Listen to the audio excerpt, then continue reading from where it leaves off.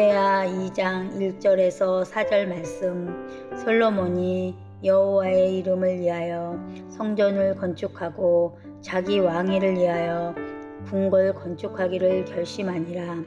솔로몬이 이에 진군 7만 명과 산에서 돌을 떠낼 자 8만 명과 이를 감독할 자 3,600명을 뽑고 솔로몬이 사절을 두로왕 후람에게 보내어 이르되 당신이 전에 내 아버지 다윗에게 백향목을 보내어 그가 거주하실 궁궐을 건축하게 한 것 같이 내게도 그리하소서. 이제 내가 나의 하나님 여호와의 이름을 위하여 성전을 건축하여 구별하여 드리고 주 앞에서 향 재료를 사르며 항상 떡을 차려 놓으며 안식일과 초하루와 우리 하나님 여호와의 절기에 아침 저녁으로 번제를 드리려 하오니 이는 이스라엘의 영원한 규례니이다.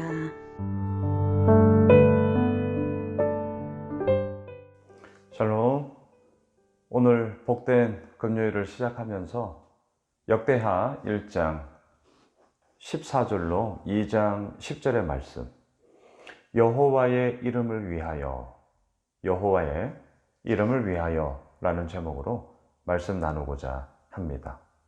어제 본문에서 솔로몬은 왕위가 더욱더 견고히 세워져 갔고, 또한 그 안에서 하나님께 지혜와 지식을 구함으로 온전한 국정 운영이 이루어져 나감을 보았습니다. 오늘 본문 1장 14절로 17절까지를 보시면 그 솔로몬의 막강한 권세, 부함, 또한 그 가운데서 이루어져 나가는 그 힘들의 이야기가 쭉 나열되어져 있습니다. 자, 오늘 저는 좀 초점 맞추고자 하는 것은 2장인데요. 2장 1절을 한번 보십시오. 솔로몬이 여호와의 이름을 위하여 성전을 건축하고 자기 왕위를 위하여 궁궐 건축하기를 결심하니라. 열왕기상 6장과 7장에 보면 성전 건축은 7년, 자기의 궁전 건축은 13년이 걸리죠. 도합 20년의 시간들을 이 건축하는 데에 많은 시간을 씁니다. 물론 이것이 발단이 되어서 솔로몬 이후에 르호보암과 여로보암, 북이스라엘 남유다 이렇게 분단되어지는 원인이 되어지기도 해요. 왜냐하면 세금 징수와 과도한 세금 징수, 또한 백성들의 노동력 착취가 사실은 이러한 건축물에 세워가는 과정 속에 많은 것들이 이루어졌기 때문이죠. 열왕기는 선지자적 관점으로 이러한 모든 부분들을 언급한다면 역대기 말씀은 제가 제사장적 관점으로 모든 부분들을 보아야 한다라고 말씀을 드렸습니다. 자, 초점, 시점이 사간이 다른 거예요. 자, 지금 우리가 오늘 초점 맞추고자 하는 것은 여호와의 이름을 위하여 라는 거예요. 자, 이름이란 존재 그 자체죠. 이름이란 단지 그 사람을 부르는 호명으로 쓰여지는 그런 수단이 아니라 존재 자체를 의미하는 것입니다. 그렇다면 여호와의 이름을 위하여, 이 말을 어떻게 풀 수 있을까요? 제가 오늘 한 줄 포인트로도 지금 적어 놓았지만 하나님의 하나님 되심을 선포하며 선언하는 거죠. 하나님의 존재를 인정하며 그 인정함 속에서 우리의 모든 삶이 아버지의 손안에 있음을 날마다 고백하는 것. 이게 하나님의 이름을 위하여예요. 오늘 본문에서는 건축의 이야기입니다.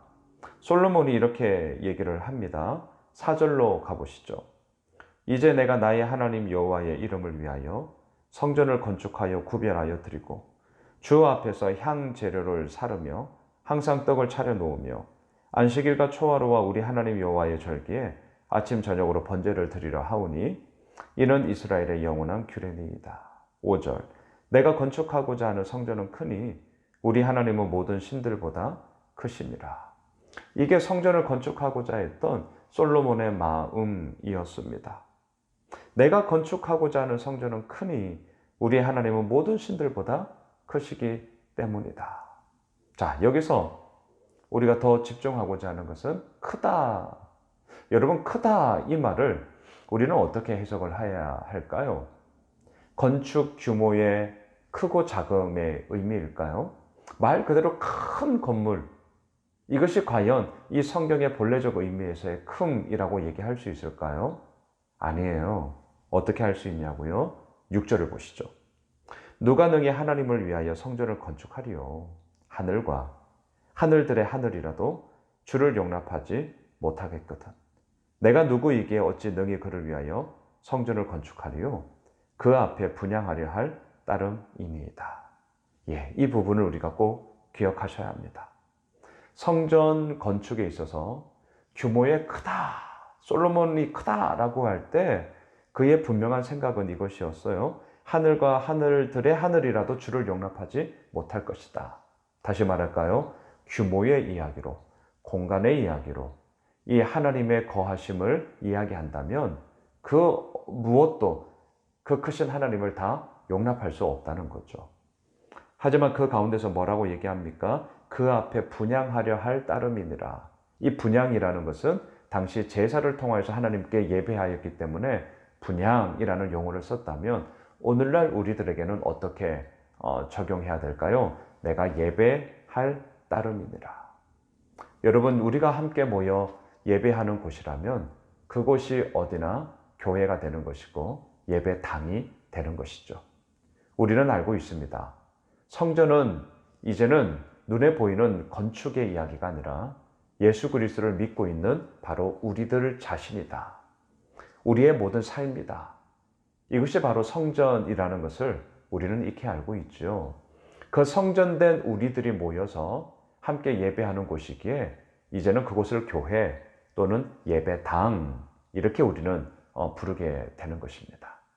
저는 오늘 이 말씀을 통하여 이렇게 한번 정리하고 싶습니다. 아무리 큰 공간이라도 심지어 하늘과 하늘의 하늘들이라도 주를 용납하지 못하죠. 하지만 반대로 하나님의 하나님 되심을 고백하며 하나님을 믿고 신뢰함이 있는 그곳이라면 아무리 작은 골방이라도 그 하나님은 기꺼이 함께 하시며 또한 우리들의 삶 가운데도 함께 하십니다. 말씀을 정리할까요? 이러한 마음으로 우리는 오늘도 성전된 모습으로 아버지 앞에 서며 우리의 모든 삶의 걸음들을 내디뎌 나아가야 할 것입니다. 바라기는 이 성전의 큼의 이야기는 단지 건물 규모의 크고 작음의 이야기가 아니라 하나님을 향한 내 믿음의 크고 작음으로부터 이루어진다는 것. 물론 우리가 이 역대한 말씀 묵상을 통하여서 하나님과 더욱더 깊은 친밀함을 가지고 또한 그 가운데서 주님께서 이루어 가시는 것이 무엇인지를 우리가 경험함으로 말미암아 진정한 큼의 이야기, 하나님과의 친밀한 관계 속에서 아버지께서 이루어 나가시는 것을 우리는 보게 될 것입니다. 그렇게 이루실 하나님을 오늘도 기대하고요. 오늘 금요일 하루가 그 하나님으로 말미암아 큰 은혜를 누리게 되는 그런 복된 한 날 되시길 주님의 이름으로 축복합니다.